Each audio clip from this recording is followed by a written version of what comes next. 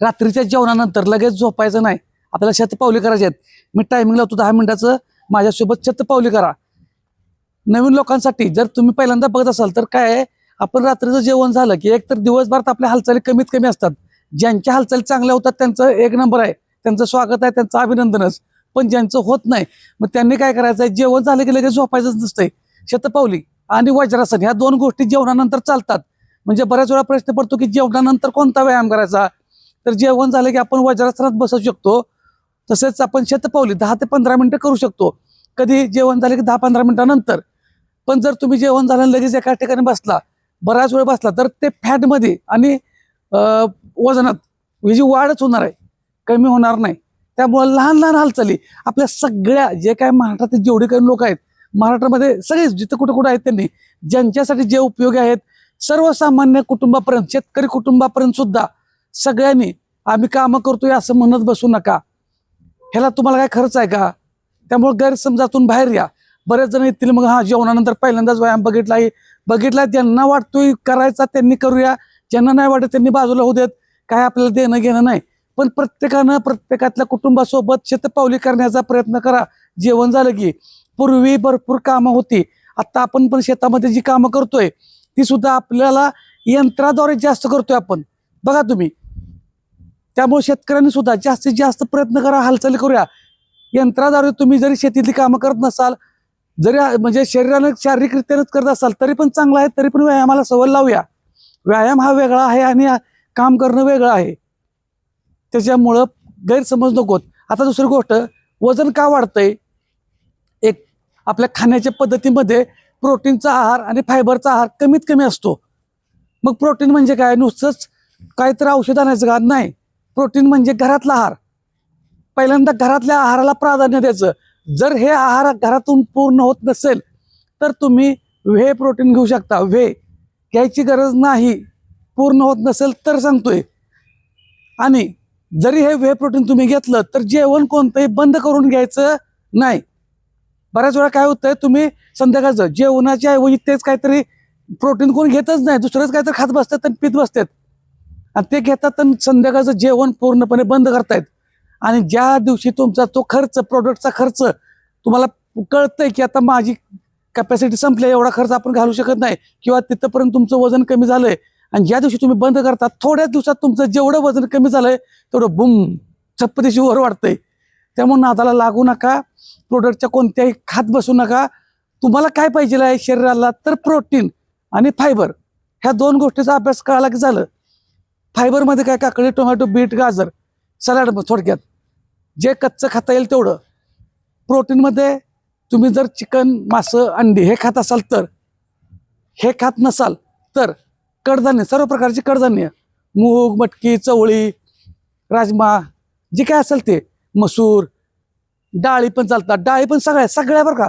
आता ह्या दोन्हीत फरक काय होतोय बघा, आपलं उलटं होतंय. जे चिकन, मासा, अंडी खातात ते घेतात ते, पण त्याच्याबरोबर काय करतात, रसा जास्त घेतात, मसाला जास्त घेतात, त्याला आपण ग्रेव्ही म्हणतो.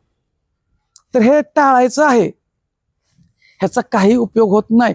हे आपल्याला फॅट आणि कॅलरीज, कार्ब वाढवतं. त्याच्यामुळे आपल्याला काय पाहिजे, प्रोटीन. कमीत कमी तेलाचा वापर करायचा आहे, कमीत कमी मसाल्याचा वापर करायचा आहे, हे लक्षात ठेवा. हळूहळू लक्षात येऊन जाईल. कार्बोहायड्रेट्स म्हणजे काय? भाकरी, चपाती, भात हे कार्बोहायड्रेट्स झाले. ह्याच्यामध्ये भरपूर प्रमाणात कार्बोहायड्रेट्स आहेत. मग हे कार्बोहायड्रेट्स बंद करायचं का? नाही. शरीराला कार्बोहायड्रेट सुद्धा तेवढंच महत्वाचं आहे. कार्बोहायड्रेट सुद्धा शरीराला लागतातच, त्याचं पण शरीराचे काम आहेत. ते एका ह्याच्या शब्दात तुम्हाला सांगता येत नसतं, एका व्हिडिओमध्ये सांगता येत नसतं, त्याचं पण काम आहे. पण त्याच्याबरोबर काय पाहिजे आहारात, ते तुम्ही भाजी म्हणताय, आमटी म्हणताय, कालवण म्हणताय, कोण जुने एकदम असं कोरड्यास म्हणतात, कोण तुमच्या शब्दात जी काय म्हणत असाल ते, म्हणजे भाजी, आमटी, कालवण, कोरड्यास, ह्याच्यापैकी त्यातलं काय पाहिजे, प्रोटीनचं पाहिजे. मग हे प्रोटीनचा आहार, चिकन, मासं, अंडी खात असाल तर, खात नसाल तर अजिबात डोक्यात घ्यायचं नाही. खाल्लंच पाहिजे असं अजिबात नाही. हे खात नसाल तर सगळ्या प्रकारची कडधान्य, डाळी, तसेच ताक, दूध, दही, साखर न घालता. पनीर, आता पनीर, आता म्हणजे हे मी ज्याच्यातून प्रोटीन मिळते ते सांगतोय. पनीर बाहेरून विकत आणून खात बसा असं म्हणत नाही, काही गरज नाही. घरातलं आहे ते चावून चावून त्याला जे आपल्या शरीराला पाहिजे ते द्या. त्याच्यावर फक्त ह्यात काही न काहीतरी भाजी आहेत त्या अशी ॲड केली की प्रोटीन मिळतंय. सोयाबीन आहे, सोया चंक्स आहेत, म्हणजे कमी खर्चात सुद्धा प्रोटीन मिळतं. फक्त त्याला त्या आत कोणती गोष्ट अतिप्रमाणात करायची नाही, अतिप्रमाणात खायची पण नाही. तुम्ही जे खाताय ते पचवायचं आहे, त्याची ऊर्जेमध्ये रूपांतर करायचं आहे व्यायामातून. म्हणजे नुसतं खाल्लं की झालं असं पण नाही. ब्लड सर्क्युलेशन होणं पण तेवढंच गरज आहे. आता ह्याच्यामध्ये व्यायामातले प्रकार पण बऱ्याच जणांनी बऱ्याच लोकांनी मांडलेले आहेत वेगवेगळे. वेट ट्रेनिंग केलं की वेट लॉस होतो, कार्डिओ केलं की तात्पुरतं वेट लॉस होतो. मग काहींच्या मध्ये कार्डिओ चांगला वेट लॉसला, काहींच्या मध्ये जिमचाच वेट ट्रेनिंगचाच वर्कआउट खूप मस्त महत्वाचा आहे, मसलचाच आहे. काहींच्या मध्ये योगा चांगला, काहींच्या मध्ये झुंबा, अनेक आहेत. आपण एकच लक्षात ठेवायचं, मला व्यायामाची सवय लावायची आहे, तेही मला लाईफस्टाईल बदलून कंटिन्यू ठेवायचं आहे. त्यामुळं मला रोज जिमला जायला जमतंय का? जमत नाही. संपला विषय इथंच. मग मला काय करायचं आहे? मला रोज योगा क्लासला किंवा योगा होतोय का, झुंबा होतोय का, रोज स्विमिंग होतंय का, रोज सायकलिंग होतंय का, ह्याच्यावरती पर्याय मार्ग म्हणून आपण दररोज व्हिडिओ बनवतोय. ते व्हिडिओ बघा. तुम्हाला कुठल्याही ठिकाणी कुठेही उभा राहून करता येतील असे साधे साधे सिंपल व्हिडिओ आपले असतात. त्यामुळं ह्याच्यामध्ये परत कन्फ्यूज व्हायचं नाही की मला ते वेट ट्रेनिंगच होतंय. इथं कुणीही शिकवायला यायचं नाही आम्हाला. मला म्हणत नाही, आपल्या सर्व जे काही लोक बघतात त्यांना कन्फ्यूज करून सोडू नका. वेट ट्रेनिंगनं वेट लॉस होतोय ना, कशा होऊ दे नाही होऊ दे, तुम्ही सवय बदला, 100% रिझल्ट येतो. 100% रिझल्ट येतो. हालचाली झाल्या की होतोय रिझल्ट. सांगतो तेवढं खायचं, 100% येतो म्हणतोय मी. पण एका दिवसात मागू नका. लगेच आज तूप खाल्ले की रूप येतं का? नाही येत. लई गडबड करू नका. तुमचं किती वर्ष झालं वजन वाढलंय? तुमचं जेवढं वय आहे, समजा तुमचं आत्ता वय 40 वर्ष आहे, मला किमान 40 महिने तर द्या ना. तुमचं 40 महिने सातत्य द्या की.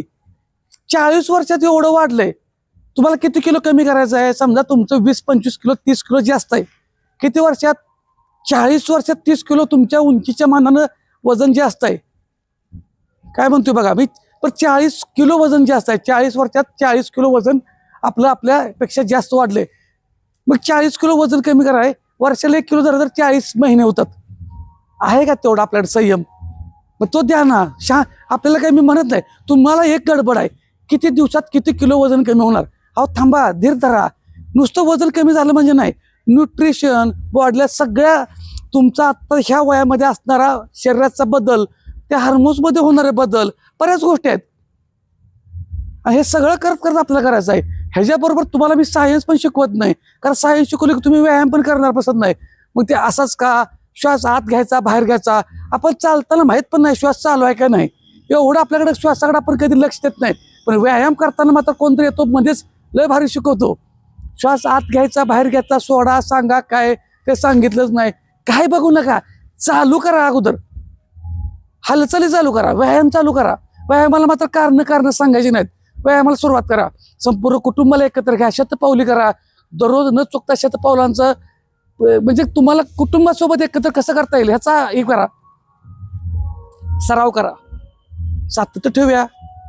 जग आपणाला सरळ करणार नाही, आपल्या सवयी आपणाला सरळ करणार आहे. त्याच्यामुळं तुम्ही कुठल्याही प्रोडक्ट, औषधं हेन घेत बसू नका. काही गरज नाही. घरचं खायचं आहे. प्रोटीन फक्त लक्षात ठेवा. घरच्या आहारातून बॉडीला आपल्या प्रोटीन द्यायचंय. मग जे कमी पडेल त्यावेळेस बघू ना आपण. तुम्हाला फक्त कुठल्या वेळी कुठं काय करायचं आहे, संधी घावली उभा राहिलो की कान इकडे तिकडे हात हलवा, साईडला ट्विस्ट करा. बरेच व्यायाम प्रकार दाखवतोय आपण थोडे. ज्यांना जमते त्यांनी करत राहा. कारण तुम्हाला जर सुधारायचं असेल, तुम्हाला हेल्दी राहायचं असेल, तुम्हाला फिट राहायचं असेल, तर कोणीही येणार नाही. कुठलं औषध तुम्हाला कायमस्वरूपी हेल्दी ठेवू शकत नाही. असं असतं तर कुठल्याच माणसाला काय झालं नसतं. कुठल्याच माणसाला म्हणून तुम्ही काय झालं नसतं. त्यामुळं व्यायामाला महत्व द्या. मी म्हणत नाही व्यायामानं तुम्ही अमरानं उचला, असं नाही. आहे त्या वयातला फिटनेस चांगला ठेवूया. मी काय तुम्हाला छाती ठोकून म्हणतोय काय 100% रिझल्ट देईल?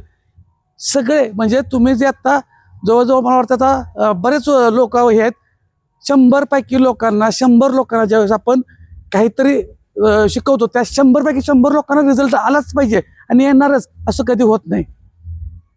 त्याच्यामुळं कुणीही आपल्या घरातली एकसारखी चेहरा दिसत नाहीत. आपल्या घरातल्या व्यक्तींच्या हाताची बोटांच्या रेषा एकसारख्या नाहीत. मग आपण रिझल्ट काय एकसारखा मागायचा? आपले 10 मिनिटं झालेले आहेत, शतपावली झाले आहेत. अशा दररोज शतपावलाबरोबर नुसता तुमचा वेळ खातोय का? तुम्हाला व्हिडिओ बघा बनतोय का? थोडं माहिती ते पण आपल्या गावठी भाषेत सगळ्यांना समजेल असं सांगत असतो. वजन कमी कसं करायचं आहे, काय करायचं आहे. बाकीचं कुठलं तुम्हाला म्हणलं का असा मसलचा व्यायाम मारा, एक मारूया, तो विषय. कारण आता प्रत्येकाच्या घरात समस्या कोणती आहे तर वाढलेलं वजन. ह्या वजनामुळे इतके त्रास व्हायला लागलेत भरपूर. म्हणजे तुम्ही गुगलला जर सर्च केलं की वाढत्या वजनामुळे आता काय व्हायला लागले भारतात मध्ये, त्याची जर टक्केवारी काढली तर इतकी टक्केवारी वाढल्या. त्याच्यावरती आपल्याला मात करायचा तर तुम्ही सुरुवातीला जगाला सुधारत बसायचं नाही, आपण स्वतःपासून सुरुवात करूया. तुम्ही फक्त ऍक्शन घ्या, एक पाऊल उचला, बाकीची पावलं मी दाखवतो. आणि अशाच बाईसाठी फॉलो करा. धन्यवाद.